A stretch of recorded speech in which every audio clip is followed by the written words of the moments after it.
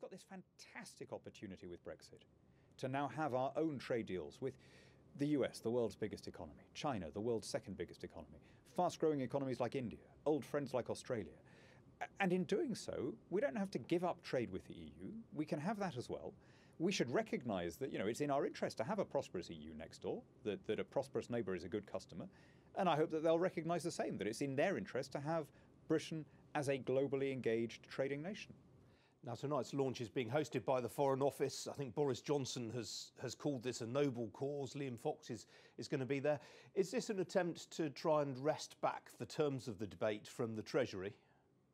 No, on the contrary, I don't think you'll find any cabinet minister who is against the idea of free trade. We've been working very closely with Number 10 about this, and one of the things that unites pretty much every Conservative is that we're in favour of giving people more opportunity through greater competition and increased commerce. It's all about making sure that after the Brexit process is completed, we take advantage of these incredible opportunities that are opening up in front of us, because you don't get a chance like this again. Either we open our markets, or we just kind of carry on with our own version of what we're doing at the moment as EU members. And if we do the second, I think we will have walked past one of the greatest opportunities offered by leaving the European Union. So how concerned are you on that basis that it looks like we're going to get a transition period post-Brexit that lasts until at least the end of the current decade?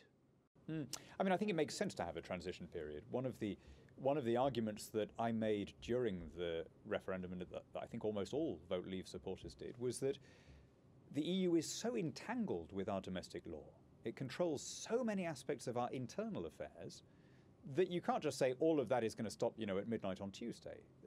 There has to be a period of disentanglement where we put new arrangements in place, where we can continue to cooperate as a sovereign country rather than as a province of the EU. And of course that's going to take time.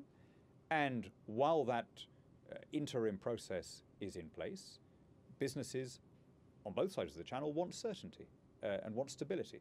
So it's a very reasonable thing, I think, to say we will have bridging arrangements to make sure that the transition is effective. Do you see any reason why the UK shouldn't be able to pursue free trade agreements during the transition period? I think it's pretty clear that that is not going to be part of the restrictions, that of course we'll be pursuing trade talks. We have a whole new government department doing it. There is, though, a capacity issue. We have 27 countries in the EU. My guess actually is that the trade aspect of our talks with the EU will be the easiest bit. I mean, we've perversely started with the hardest bit, which is the money. But once we get onto trade, the inertia bias, if you like, will pull towards free markets, because this will be the first ever trade negotiation in the history of the human race where you're starting from a position of zero tariffs and regulatory equivalence. So that bit I don't think we should be disproportionately worried about. But there are 165 countries outside the EU, and these are the countries that are growing.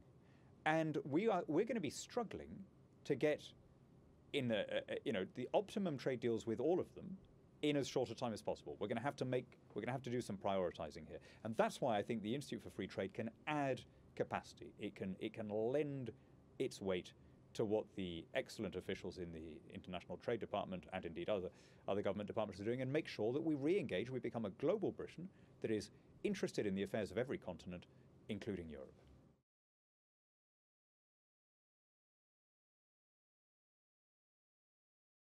You didn't frankly have the balls to put country before party.